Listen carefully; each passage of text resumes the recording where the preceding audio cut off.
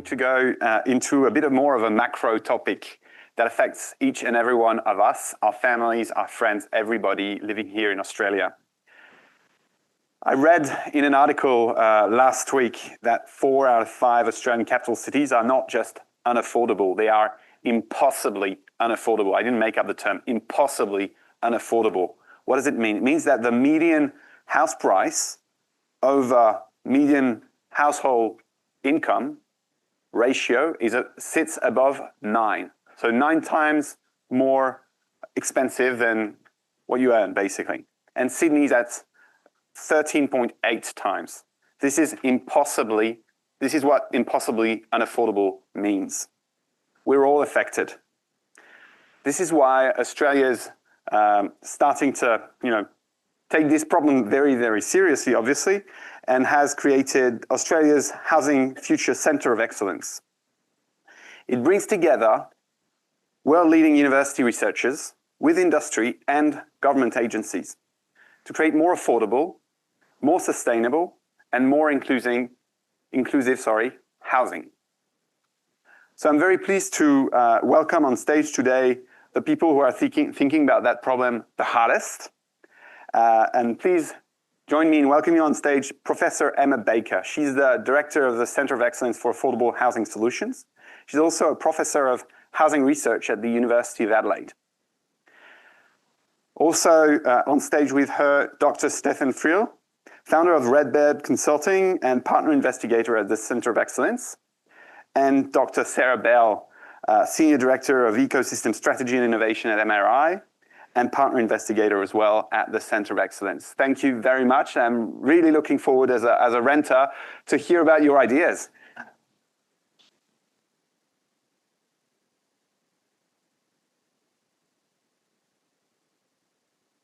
We'll catch up. Yeah.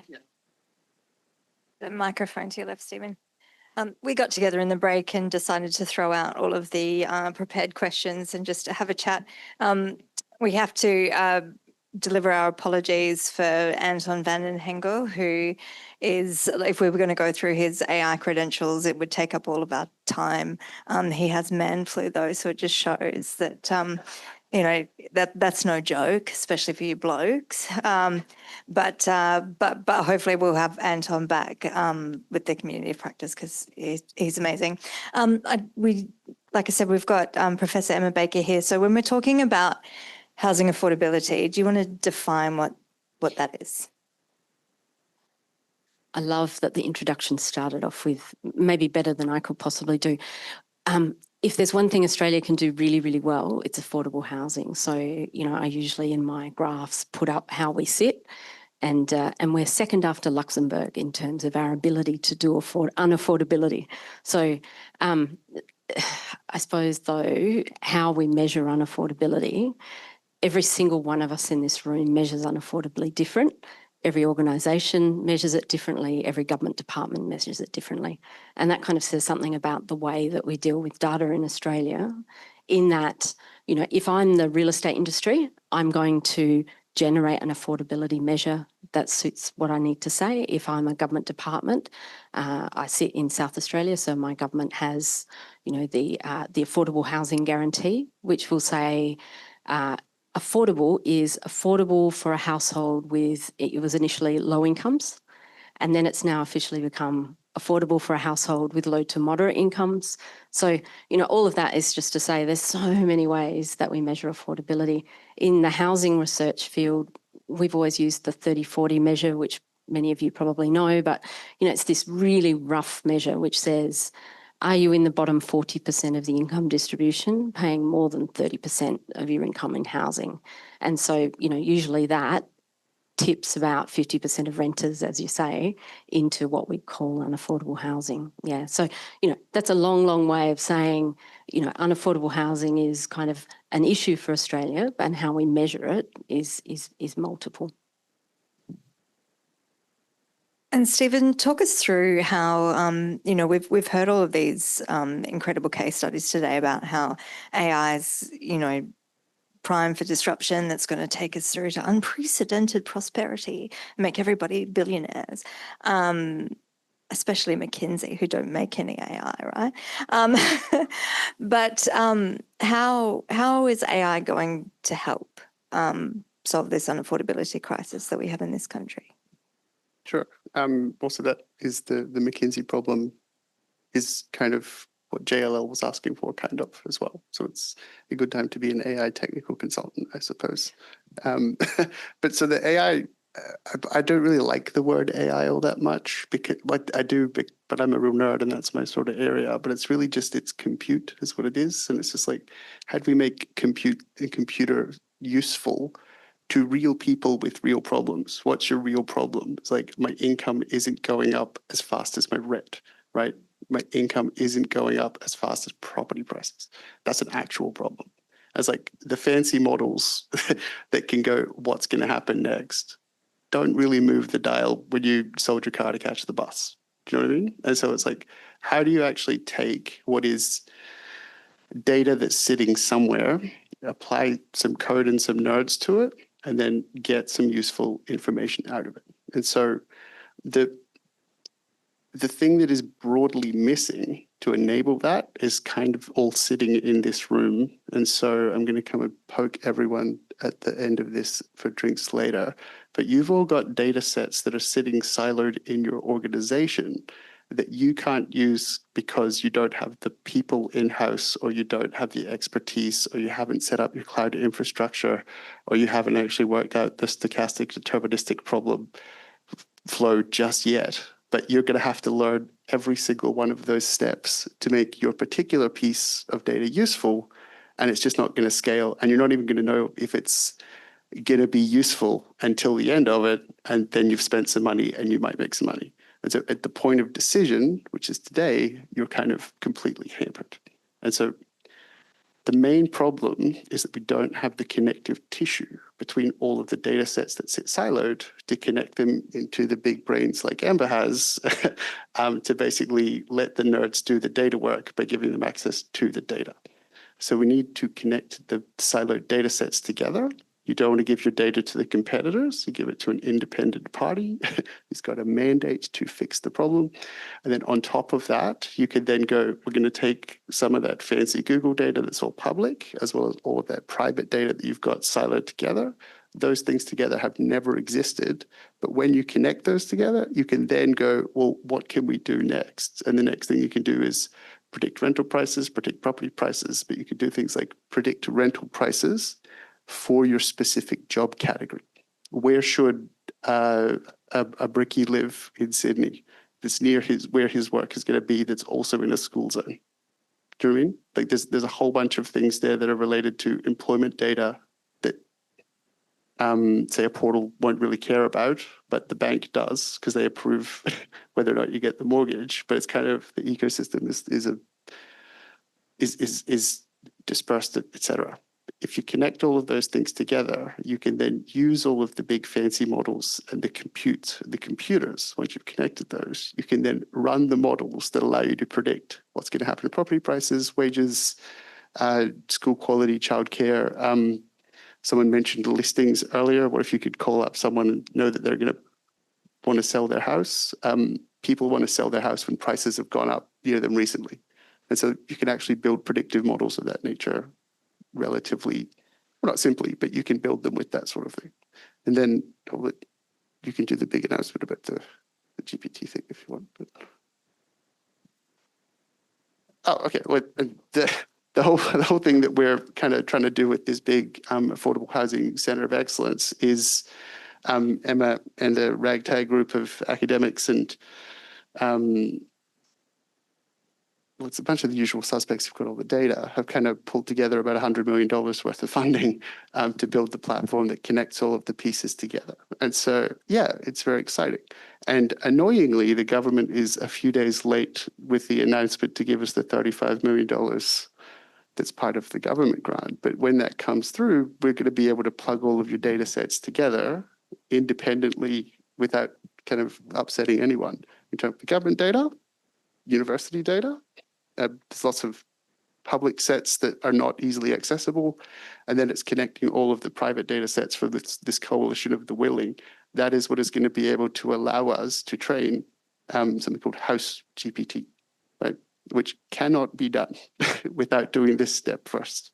And Australia is marvelously unique. I'm not sure if anyone's seen the Australia episode of The Simpsons where they're trying to get to the Prime Minister. It's just small enough that we can call people up at a nation state and make this work. But the second that you've got a national infrastructure with a demonstrated national sovereign AI that sits within the local secure cloud servers and all that sort of stuff, you can actually go, well, now we can export the entire concept, the business model, and run it on Australian compute with Australian solar. We can carve out plots of the desert data centers there for Estonia. We can do all of those things conceptually if we do this step first. And so, I'm monumentally frustrated. The poor Anton, he's sick, but it's like, there was a huge development. Lego has come up with Lego GPT, which is really good. So the whole thing is take a whole bunch of Lego blocks. What can you build with it? Generate. And then hypothetically, you go, which piece is going to hurt the most if I step on it? You could kind of work that out too, but you'd need the pain data. But that probably builds on some of the 2015 work that Anton did specifically on the mathematics of how you would conceptually look at a piece of Lego, deconstruct a constructed piece of Lego, right? Break it up into its component parts. Different pieces of Lego are different colors, they've got different shapes, different connectivity. How do you look at that and then solve and optimize for what the component parts are? And that's the same problem mathematically as you take a picture of a room, that's a doorknob, that's a light, that's a whatever. How much does that cost? What's the depreciation schedule, et cetera? Mathematically, you need to solve that bit first. You do it with the toy example of Lego. It seems silly, but once you've got that model, you can then plug it into everything. And so we had I wasn't aware of some of the multimodal vision stuff that Google was doing recently, but that spatiotemporal multimodal thing, it's just like, if I can search in space and time by feature, by price, based on what my income is going to be like in 3 years, and give that information to a bank, they'll be able to give me an 85% LVR mortgage because they know in 3 years' time I'm going to be an editor, not a journalist. Does that make sense? So kind of got this, if you can predict wages, you can predict rents. If you can predict rents, you can predict disposable income. That determines what your retail footprint is per suburb. Walkability to the shops determines where you buy your milk. There's all these like spatiotemporal things that we can do by connecting all of these data sets together. And we only have to do it once, and then we can kind of export that in a licensing model to all countries. And all we have to do is turn up, talk to the government and go, would you like us to solve affordable housing? And everyone will go, of course. It's like, great, here's the model, there's your licensing fee. Give us your university partners, we'll provide the funding. And so that's kind of how we make it useful. And it's been, how long have you been doing this, Emma? 30 years, 20 years? Yeah. Yeah, I don't hope Sarah's not offended by this, but it's like in academia, Dr. Steve, I'm an intern. It's like, that's a professor. She knows what she's talking about. I just build the nonsense, but yeah. You know, I suppose like I'm sitting here as the kind of slightly non-tech, and I think, you know, to kind of give a kind of a people's view of what Stephen's been talking about, the way that for the last 25 years we've dealt with understanding what housing affordability is, what the problems in the system are, is kind of linear.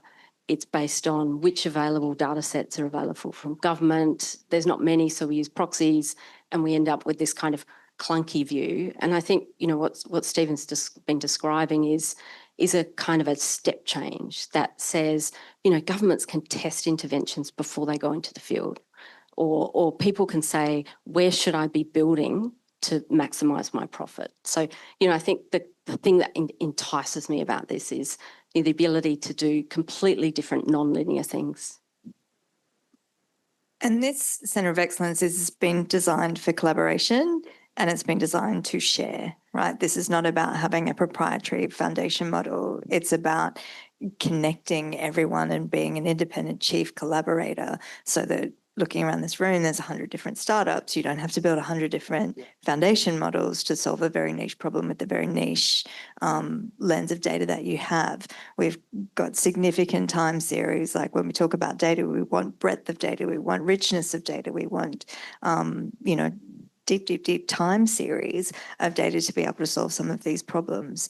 So Emma, talk us through the true caliber of nerd that you have, both you know, institutionally and individually working on this program, because I think that the whole point is to make this available and liberate this data, you know, for everyone in this room, everybody working in the property sector for good to solve this problem. Yeah, look, I suppose this came from a kind of a realisation that we're all working in our specific silos. And, you know, as researchers, you know, we go and like make a number and then we hand it up to government and government goes, oh, thanks, I'm going to do something else. And then, you know, it's the same with industry. So a few years ago, we came together and thought, well, you know, if we're all aiming in the same direction, there's a benefit for everyone. And maybe the university sector is the kind of the independent partner that has just the ability to bring people together in a non-competitive space. And, you know, we've started kind of talking about this idea as we've kind of gone around Australia, and I mean, it's shocking how excited people have been that we can kind of do something that's about building together but apart.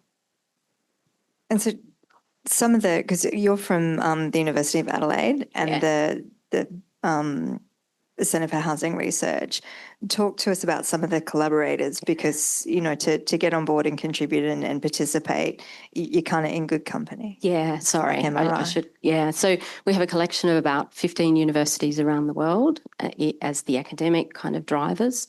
So seven around Australia, University of Adelaide, University of Sydney, RMIT, Curtin, and then we go to the international partners, because actually when you look around the world, everyone's trying to solve the same problem. You know, we do unaffordability better than anyone else, but actually we're all trying to solve the same problem, and we're kind of in an international market. So you have international universities, Australian universities, but all of the major government departments and a lot of the kind of the major data providers and people involved in anything to do with, you know, trying to make the housing system work better, trying to make it more affordable. And I love that it's such a rich multi-stakeholder game. There's Indigenous housing organisations are involved, AHURI, which is the Affordable Housing Peak Body, you know, PEXA, banks. It's the easy problems are easily solved, right? What we have in unaffordability is a wicked problem that no one's got the answer to themselves, and so it's going to require complexity and this degree of collaboration to make an impact. Yeah, you can already see, you know, when you start to bring together people who actually want to talk, but there's never been a mechanism to come together. So, you know, for example, Prefab Oz coming together with individual Indigenous communities. And just once they start talking, you know, you've then got an idea to kind of roll out into communities and do, you know, training to self-run, you know, prefab construction on site, you know, on country, as an example. I'll talk a little bit about energy as well. We now have lots of people in Australia can drive trucks. It's great. Lots of people that can use like wrenches and screwdrivers, right? And so today we can put solar panels in the back of a truck, you know, 2 sort of containers full of solar panels, 1 container full of batteries, some prefabricated housing. You drive out to the middle of nowhere. The second that you've got power and housing and access to water, it doesn't need to be clean water. You can just use the power to clean the water with some sort of water cleaning filtration system. But those 2 things alone means you can literally drive trucks and build whole ecosystems like a Lego block. That's the whole thing. And it's pennies on the dollar in terms of cost. And it's like, I live in a semi-rural area. I love it. It's great, but it's not for everyone. But it's kind of got this, it makes, oh, that's a great idea into something tangible. But we've got all of the component parts. But the prefabricated people are too busy running a prefabricated business to get into the energy business. and the energy business people are too busy doing that part to get it. And so it's like you do need a coordinating and connective body. And it is good that it will be sort of partially subsidized by the government, because this is really it's a public good. Everyone benefits privately, but the benefit to everyone is greater than the sum of parts. And every year that it goes on, that gets progressively better. And so it's 1 + 1 = 3, 1 + 1 + 1 = 5 = 7 = 22. And that's kind of this snowballing that happens. And so the bit that we are missing is something that everyone's already super familiar with. It's just we're going to replace the word plumbing infrastructure with data infrastructure. And everybody knows that if you want water where you need it, you have to invest in the connectivity of the pipes to distribute the water. Or there was the analogy for oil with data. If you want to put oil in pipes, you have to build the pipes first. We're just going to build the pipes, give people access to all the different parts, manage all the complicated data security, et cetera. And then when that is up and running, it doesn't matter what cool things you think of to do next with the data. We cannot predict that, because that will change as we go through. But when we build the pipes, everyone gets the water, which is the data, which is the insights. And then the really fun bit is, because we'll be making this essentially the House GPT open source, everybody can use it, but that doesn't restrict you from being able to commercialize it like the wicked capitalists that you are within your business. But you also don't have to go and build an API connection to the other 250 people that are not your competitors in the industry. So we just build that, manage it, everybody can use it. And then if the bit that we really do need help with is when we work out cool, useful things, go sell it. Because that's employment, that's jobs, that's, yeah. And Sarah, I'm going to ask you in a sec. One of the things that I've picked up from this excellent conversation that's been happening today is we're talking a lot about what off-the-shelf products we're going to buy and how we're going to use that in Australia. And we haven't really talked much about how do we get the people who can make that off-the-shelf stuff, and how do we train them up so that we're in control of it for the next 30 years as it kind of evolves. You know, what have you seen around in your kind of crosses over of partners? And Yeah, look, I think if we look at the solutions that everyone's trying to build, you know, it's when I started in Proptech, it wasn't a word. Was it kind of like 150 years ago, you know, and walk through snow to get to my computer. There was 10 Proptechs, right? And now there's, I think, over 700. Yeah, around 550. And so we've got all of this fractional effort and fractional data. And so maybe we're not doing things in the most optimized way that we can, because we're only seeing the tiny piece of the puzzle. And from the tiny piece of the puzzle, particularly with when you're innovating, you've got access to small, you know, and one of the things, like going from a startup to like the world's biggest prop tech, and we do everything. We do strata, we do commercial real estate, we do, residential. We manage all the MI6 safe houses across the world. We're property managers too.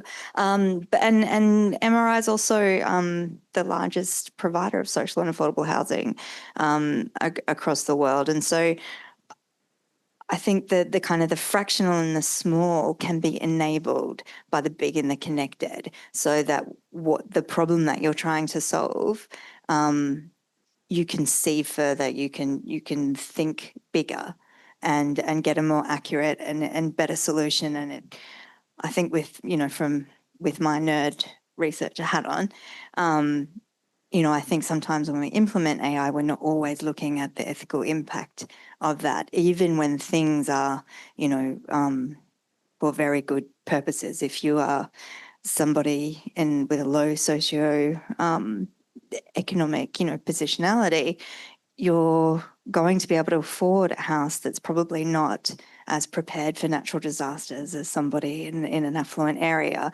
You're not going to be able to afford a lot of the upgrades that make your house more affordable to live in without government grants. And so as we kind of start to implement AI to, you know, show people where the good houses are and situated in the environment, you run the risk of creating like AI-enabled have-nots that can never get over that hump. And so I think we've got a really big responsibility to help everybody participate in all of the goodness that we're all doing. But to do that, we need to be able to see further into the future, look wider and deeper into data. And that's exactly what this Centre of Excellence in Waiting is looking to enable for every single person in this room. And if Anton was here, he'd say, we have a broken housing system. It's inequitable. It doesn't work for most people. And it's unethical not to use the available technologies to make it better. I'll tell a little story here, because one of the universities involved is the University of Glasgow. My lovely mother's from Glasgow, and she went to the University of Glasgow.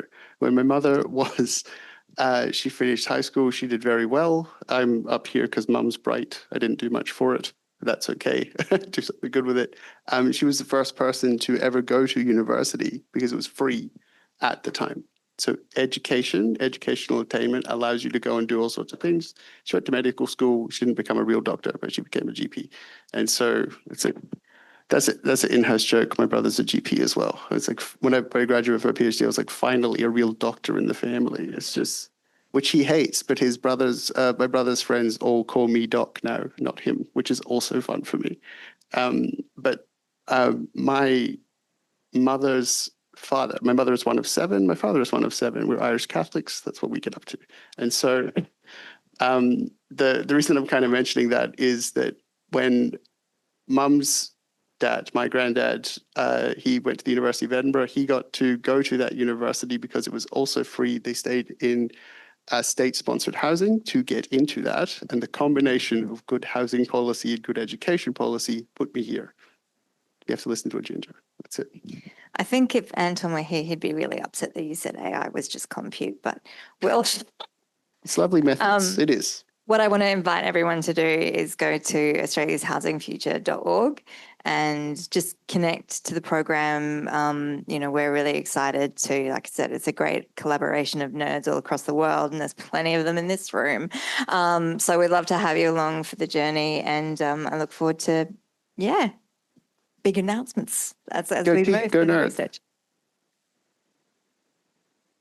Thanks.